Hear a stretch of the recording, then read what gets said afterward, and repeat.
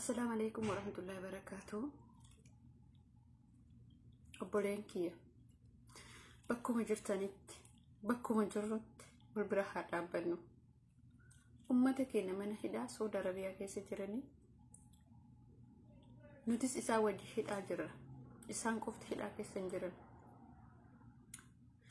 نوتس أمتك إن وجه من هدا كيس جرا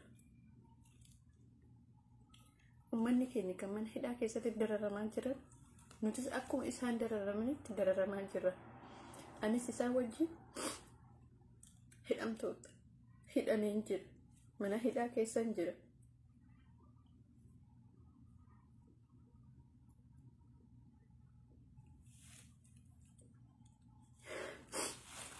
Ummanni keenya mana hidhaa keessatti dararamaa jira. Dhugaa baay'ee natti dhagame.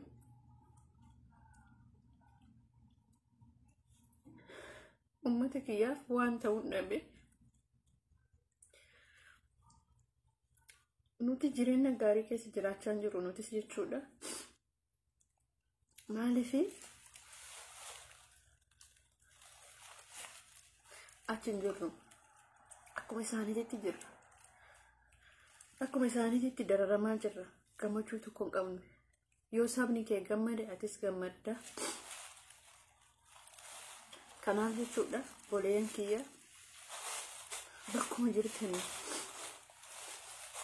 hanguma dandeettanii ummata keessanii birmadha, ummata keessanii dhaabadha, ummata keessan bira dhaabadha. Nuti maaliif yeroo hunda dhumna? Nuti maaliif yeroo hunda hidhanna? Nuti maaliif awwal marraani?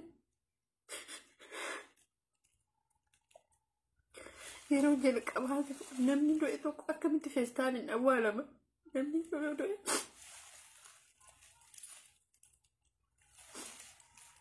Namni yeroo du'e uffata qulqulluun awwaalama. Sabni keenya garuu haadha kanaan awwaalame. Maaltu kana fide? Sababni kanaan dhufe hoo maali?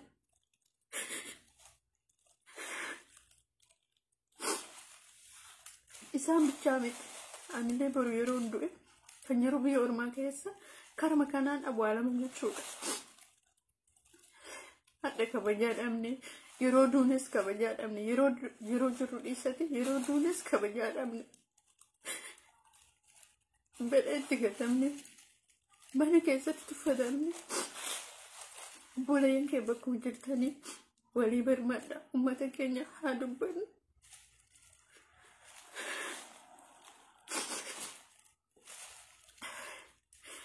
Uggata akka barana gaddeen beeku waggaa lama jechuudha nuti gadduma keessa turre gammachuun arganne.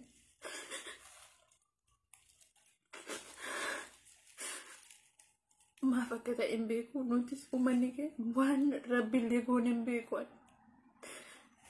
Mana keessatti ni tuffatame, gadi ba'an ni tuffatame, duunu ni tuffatame. Obboleen kiyya waan biraa dhiisa. Hamma dandeenya sagalee ummata keenya ta'uu dirqama keenya. Beeyne otoo hin taane hamma beeynu saba keenya bira akka dhaabbannu keessi keenya hin deemnaa nu laaltan malee nu gubatee jira jechuudha. Gammachuun qabu keessi keenya. Yoo yaaddu, yoo nyaattu, yoo dhuydu gammaddaa hin gammaddu. Abadan gammadeen beeku guyyaa tokkollee jechuudha. Sababnis odoo manni kiyya mana hidhaa keessatti dararamaa jiru, dhumaa jiru kana uffatee jechuudha. Gammachuun tokko natti hin dhagamu. Gadda jechuudha yeroo hunda. Kanaaf jechuudha isaan qixxaa gogaa nyaata. Isinitti maaltu dhagama? Zamana akkamii keessa akka jirrullee hin beeku, zamana akkamii keessa akka dhalannellee hin beeku waan dhugaa Rabbi. Kanaaf jechuudha anis ummata kiyyaaf